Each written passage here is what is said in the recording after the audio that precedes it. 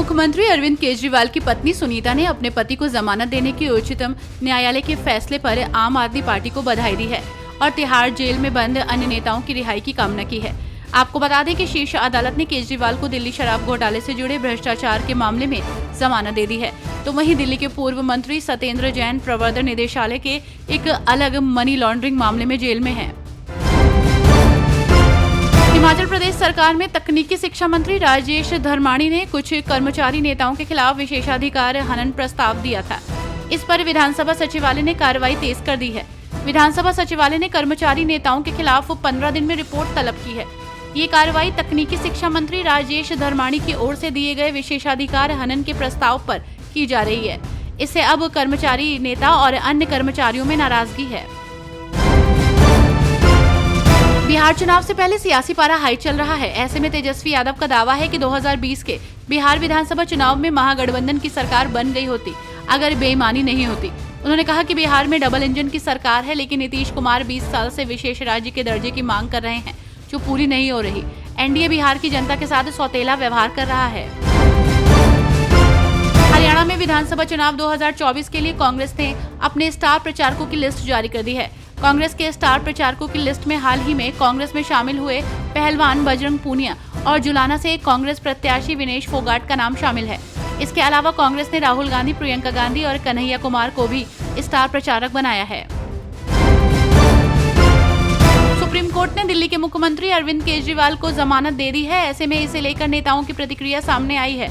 इसी बीच आरजेडी सांसद मनोज कुमार झा ने बीजेपी को निशाने पर लिया। मनोज झा ने कहा कि ये तो होना ही था, ये हर एक केस में होगा क्योंकि सारे केस बीजेपी के ऑफिस में फेक बनाए गए हैं।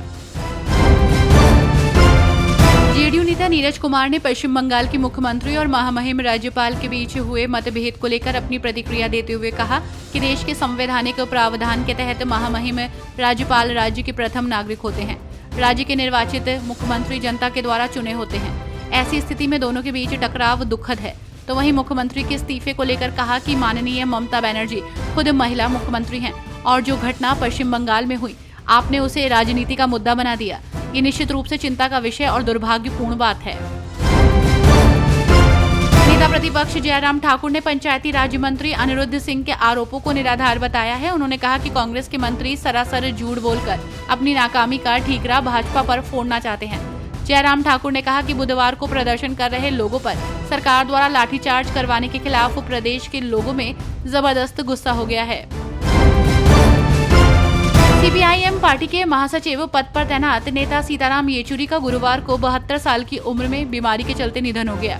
निधन के बाद परिवार ने पार्थिव देह को एजुकेशन एंड रिसर्च के लिए अखिल भारतीय आयुर्विज्ञान संस्थान दिल्ली को डोनेट करने का फैसला किया। अब उनके शरीर का उपयोग पढ़ाई आदि के लिए किया जाएगा। उड़ीसा सरकार की समुद्र तट पर शराब परोसने को लेकर बनाई गई शेख योजना का पुरी के शंकराचार्य स्वामी निश्चलानंद सरस्वती ने विरोध किया।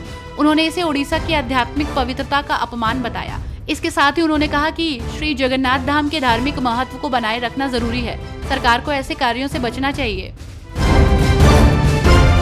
हिमाचल प्रदेश के मंडी जिला मुख्यालय के जेल रोड में बिना नक्शा पास करवाए मस्जिद में किए गए निर्माण कार्य के विरोध में मंडी शहर में हिंदू संगठन प्रदर्शन कर रहे हैं।